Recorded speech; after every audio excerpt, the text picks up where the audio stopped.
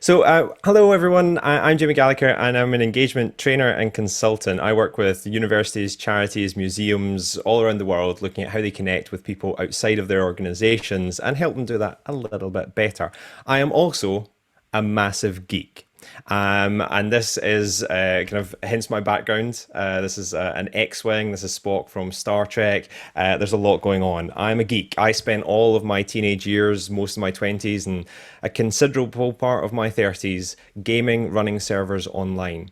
That didn't really cross over into my public engagement world until the pandemic happened. And all of a sudden, being a public engagement professional who is used to running servers and running events online became quite in demand.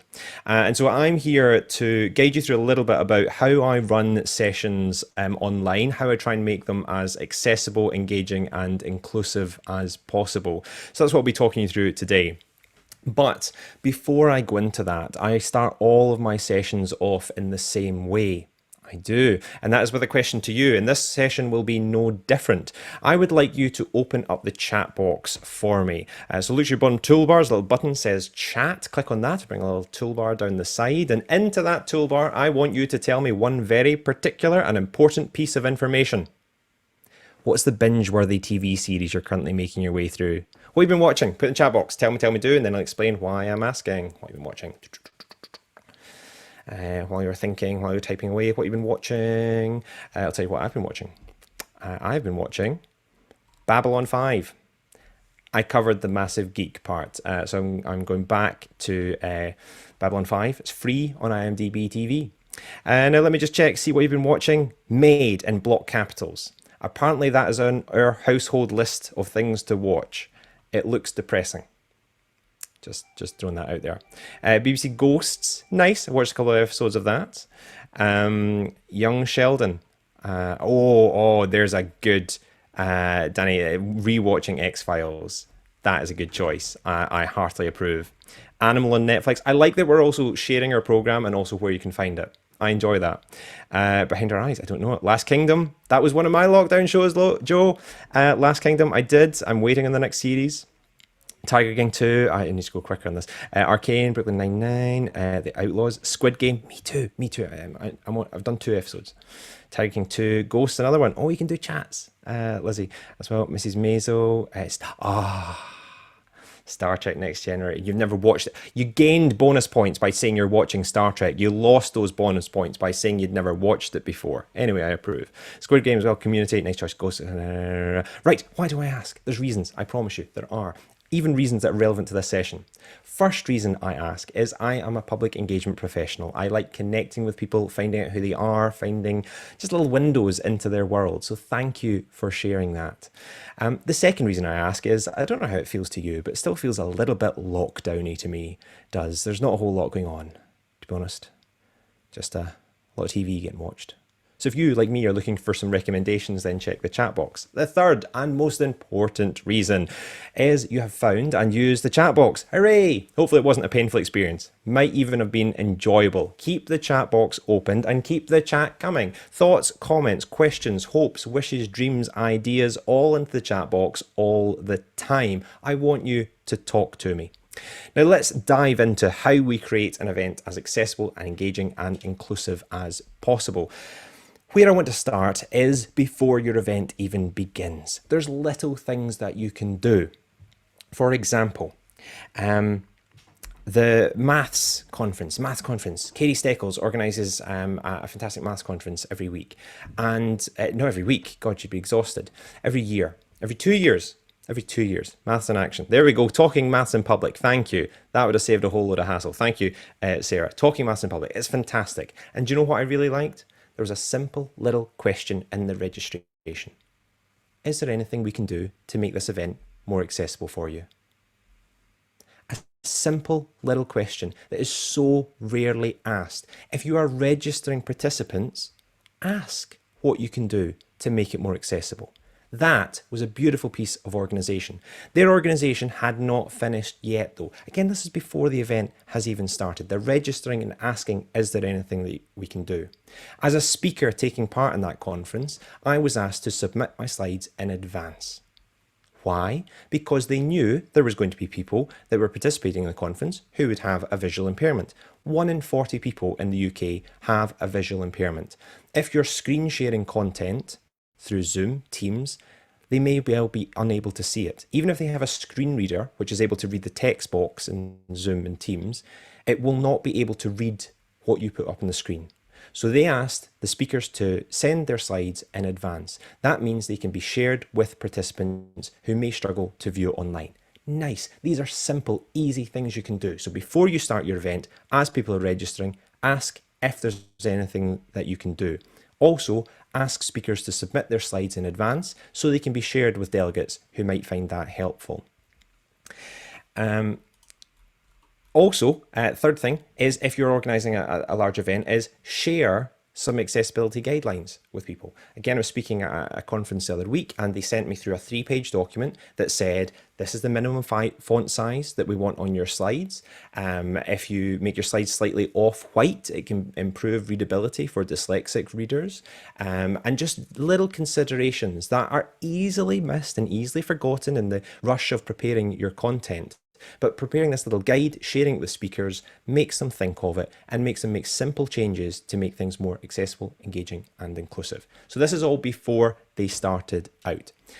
The other thing I encourage you to think about is the format that you're going to be running. Now, online stuff has defaulted onto a Zoom meeting. That has been the default. And I understand that. It's easy, it's quite familiar to people, but I want you to consciously decide a format that works for you and for your participants. Let me just take you through just some of the rationale behind choosing different formats. So let me just bring up some slides. So here is an example of a Zoom meeting on the screen. And a Zoom meeting is a meeting. So it allows for a highly dynamic space where everyone is able to take up space. Everyone right now even can turn their camera on, they can unmute themselves.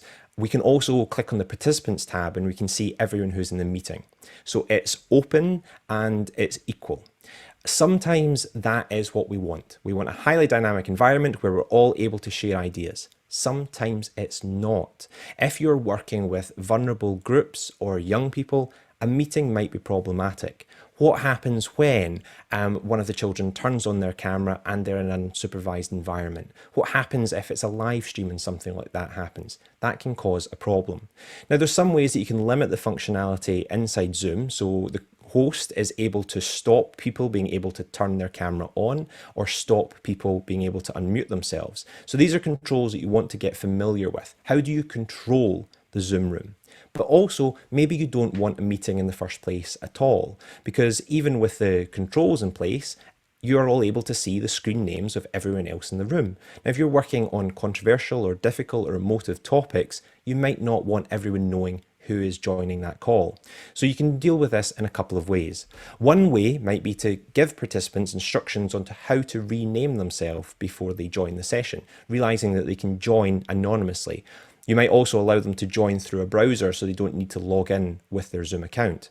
The other way of doing things is, instead of having a meeting, have a webinar. And these aren't interchangeable. They're two very different things. So on screen just now, I've got an image of a Zoom webinar. And a webinar separates the audience from the participants, and sometimes this can be useful. This will allow the presenter the ability to turn their camera on, to speak on mic, but the participants are unable to do this without an additional permission being added on. So the default is cameras off, mics off. So if you're working with children, it's a very safe and controlled way of doing it. You know that they can't accidentally appear on camera or unmute themselves. Also, in a webinar, you can't immediately see a list of everyone else in the room. So it provides people a little bit of protection there as well. Now, it's not to say that webinars are better than meetings or meetings are better than webinars. They need to be fit for purpose. What is the environment that you're trying to create? How much equality do you need between the presenters and the participants? These are decisions you make right at the start of your project. So choose your format thoughtfully. You could even think about going, instead of a Zoom meeting or a webinar, you could go live on YouTube, which I'm a big fan of. If you are under the age of 65, there's an 80% chance that you are on YouTube at least once a month. That makes it a highly accessed platform. Even when we get to over 65s, over a third of over 65-year-olds are accessing YouTube at least once a month. a format that people are familiar with, and familiarity with platform can't be discounted. You can also have high resolution audio and visuals, which makes it quite nice, and unlimited audience. Choose your format not on what's comfortable or easy for you, choose for what will suit your event, your performance, and the people you're working with. An additional bonus to YouTube, completely anonymous. No one even has to log in. You can just send them a link, and that might be useful depending on what you're running. So this is all before we've even got into the meeting. We're not even in the meeting yet. We've chosen our platform, we've asked for accessibility measures, we've sent out the accessibility measures to the speakers, and we've gathered in the slides to share with any participants who might find that helpful. Let's start our meeting now. When I start a meeting, it starts off kind of similar to the way we started here today. The first thing I do is I take them through the passive engagement features. I work on the assumption that everyone that joins me in one of my online activities or workshops, that they're joining to engage passively. And so I take them through the 3 important features that they need to be aware of: cameras, microphones, and subtitles. I tell them that microphones should remain muted, and I might mute them if they accidentally unmute. It's not to say that I won't be encouraging them to share on microphone, but I just want to avoid any accidental overshares. Because I've heard some things, I have. So I keep their microphones muted. Second thing is cameras. When I start my session, my camera is actually off, and then I turn it on when I'm speaking, trying to give people permission to have their cameras off. And I do this. I explicitly say cameras on, cameras off. Turn your camera on at any point or off at any other point, giving people explicit permission to have their cameras off. I also mention subtitles, whether or not they're available, how to turn them on, how to turn them off. And I normally have them turned on by default as well. So these are the 3 passive engagement features. So if someone's joining just to listen in, they know that they mute their microphone, they have their camera off, and that there's subtitles available to them. I then would sometimes, depending on the event, paste in a code of conduct. So right at the start of the session, I'll say, this is the behaviour that I'm expecting of participants in the room: to be respectful, to be polite, to engage or not, and also highlight how they can raise any issues with that. So that might be as simple as direct messaging one of the hosts or co-hosts if any issues arise. So I set out the expectations of behaviour, and if any of you have been along to the British Interactive Group, BIG, one of their conferences, again, they'll start with this really explicit and generous code of conduct with additional links to supporting information, and make it clear how you can get help if any issues arise, which I like to see at the start of an event. And flagging up that how to get help can be quite important. That can be in the main session, but also as you move through into things like breakout rooms, letting people know how they get help and support during the session is important to flag up. So let's carry on now. We've started our session. We've explained the passive engagement features. Let's start interacting with people. And I do this exactly the way I started speaking to you. I always start off in a very familiar way. When my sessions begin, I pipe in music and I have slides and I have my camera off. That is all to do with my own social awkwardness. When I join a session, I really hate joining a session to listen into someone's conversation or to sit in a really awkward silence. And so I keep my camera off and I pipe in music until I'm ready to begin. And as soon as I appear on camera, I try and be welcoming, I try and be enthusiastic, just to avoid that awkwardness. It can be stressful joining a virtual space. So I make sure that the audio and the visuals are controlled the whole time, so that no one joins feeling a little bit uncomfortable, like you're intruding into someone else's space. So controlling that welcome start. Then after I've gone through the passive engagement features, I ask the very question I asked you today. I ask about what TV people have been watching, and this changes the session a huge amount. If you get people to join your session and you wait 15, 20 minutes, you deliver your presentation, then you come and ask if there's any questions, you might be greeted by an echoey silence. You need to start the engagement as early as possible. I've explained the passive engagement features of cameras, microphones, and subtitles. I then start to move into a more active engagement phase. I ask a very low bar question, something that most people are going to have an answer to, and most people are going to be comfortable sharing that answer. The other example I sometimes use is, what was the last animal you saw? So I ask a question, and this is just to start them using the chat box. It gives me an opportunity to respond individually to some of the comments that have been made, and it just kind of breaks that seal of communication. It makes people more likely to continue to use the chat box if they've used it right at the start. So I like to start off with a low bar question. This contrasts with some of the other trainers that I work with. There's another trainer, and what she does is you join her sessions, and to start off with, she puts you into a breakout room with just one other person, and you have to share your biggest strength and your biggest weakness. I would die. I genuinely, my social awkwardness would kill me in that situation. So I don't do that. I like to start off nice and gentle, ease people in to the interaction, because some of them are going to feel stressed, some of them are going to feel uncertain. We need to make this as a controlled and comfortable experience for as many as possible. Start off with that simple bar. I then, and again, this is all part of the kind of welcoming and the induction process into the session, we've used the chat box. I then encourage people to voluntarily raise their virtual hand to introduce themselves. So I guide them through the reactions feature, which is down below, which allows you to applaud, give a thumbs up, even share a little love heart should you feel the need. But there's an important button in there, which is raise hand. So I'm guiding them through some of the more active features and telling them when and how they can draw attention to themselves to make a contribution. I then get them speaking on camera and microphone if possible, and then eventually we'll move into breakout room discussions.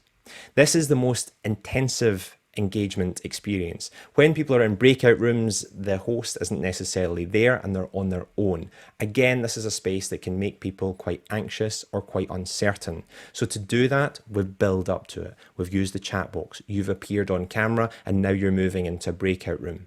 To do that, couple of important points on moving into breakout room spaces. First thing is I repeat the instructions 3 times. I always work on the assumption that a third of the people are actively listening to me, a third of the people are half listening to me, and a third of the people aren't even in the room when I'm speaking. So I repeat the instructions 3 times so that everyone is pretty well aware of what's about to happen. I also have pre-written instructions that I copy and paste into the chat box so that if someone did miss it, they can read through it as well. In the breakout rooms, I also give people very structured tasks, and that again is important. If you send people off into a room to have a vague discussion, it will probably lead them to being a little bit stressed and a little bit uncertain. So I try and work to the most socially awkward person in the room, who is me, and try and make sure I come up with something that they would be comfortable with, giving them a very clear structure, a very clear discussion point, and also a set time in which to work. So defining the parameters can reduce the anxiety for some participants as well. Now, in terms of accessibility measures for online meetings, there's plenty of things that you can do. The easiest one that you can introduce is subtitles. And to do that, Zoom now have it built in. So you can go on to your Zoom account, make sure that closed captions is enabled inside your Zoom website account. And then when you're in a meeting, you should be able to have a little button as a host that says CC live transcription and be able to turn on the live transcription, and the subtitles will start appearing for everyone in the room. Teams also has that built in. Some platforms don't, so the likes of Blackboard don't currently have that enabled. If you need to have subtitles and you don't have them available on the platform that you're working, there are 2 workarounds that you can use. The first and the simplest one is to use PowerPoint. So when you're playing PowerPoint, I'll just show you actually. When you're playing PowerPoint, if you look to your bottom screen, there should be a little thing. If you hover over it, it's not appearing because I'm in a window. Let's come back out of it. Underneath the, where is it? Where's the subtitle thing? I don't use the subtitles in PowerPoint very much. It's there. It's there. Yes, there we go. Always use, so it's under slideshow, always use subtitles. And then when I share my PowerPoint, it should just start showing the subtitles. They're far from perfect. Also, I seem to have it turned into German, which is making a useful point as well. You can also use PowerPoint to translate the words that you're saying. So if you're speaking in English, but you have a lot of German speakers in the room, then you might want to have your PowerPoint translate your English words into German. I have no idea how accurate or not that may be. So if you don't have built-in subtitles, you can screen share PowerPoint with subtitles turned on. The other route is to use a third-party program like Otter.ai, that can listen to your microphone and it can live transcribe. That means you would send a link to people and they could follow along with that live transcription as well. Other things that you can do to improve the accessibility of your session: sign language interpretation. You can multiple spotlight. So you can have a second person spotlighted. So if I was speaking and let's just say, just for a second, I'm just going to see, I can't, I'm just going to try and spotlight. No, I don't have the permission to do that.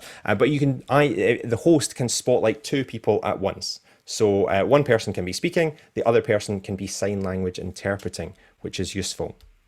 If you're sharing slides, then work on the assumption that people can't see them. As I said, 1 in 40 people have a visual impairment in the UK, so they'll be unable to see the images or text that you're sharing through screen share. So if there's something important, just describe it. And even if you are unable to describe it, let me just find some additional slides. Oh, it's going to keep the German subtitles, but we'll just go along with that just now. For making your slides, a few little points to just make them as accessible as possible as well. First thing is, try not to use text overlaid on top of an image. Here I've got an image of beakers with text on top, and even if you have full vision, it will be incredibly challenging to read. So keep text and image separate. In terms of justification of fonts as well, justified text looks the neatest, but it has irregular spacing between the words, which can be more challenging for dyslexic viewers to read. So where possible, left justified is the most accessible and readable of the fonts. Centered just looks messy. Think about the contrast as well, and Sarah's already mentioned this as well. And there's plenty of colour accessibility checkers online. I've told a colour accessibility checker that I wanted to use a horrible pinky salmon background for my slides, and I wanted green font. Why? We won't go into, but let's say I had chosen these colors. If you're able to see the screen, the top box is very difficult to read, even if you have full vision and no color blindness. The second paragraph is the same, but it's used in a color accessibility checker to try and find the highest contrast green font to contrast against the background. So you can just tell it what colors you would like to use, and it will suggest something to you. Now, let's check if there's any other points I wanted to make just quickly. The last thing I'll say that is a hidden little feature inside Zoom that not a lot of people know exists is live translation as well. This would involve hiring in an interpreter, but you can have an interpreter listen to a speaker, live translate, and have audience members choose who they're going to listen to. Are they going to listen to the main speaker, or are they going to listen to the translator? Like you're in the UN. You feel quite fancy, and also make your event more accessible. So it's a double win. Now that is more than my time up, so I'm going to pause there. But what I'll say is there's lots of features out there. Online stuff can be incredibly accessible and incredibly inclusive. Be generous to people. Ask questions, listen and learn, adapt. If you accommodate as many people as possible, everyone wins. Also, don't be harsh on yourself. If you have questions, ask, which brings us on to our next section. Any questions?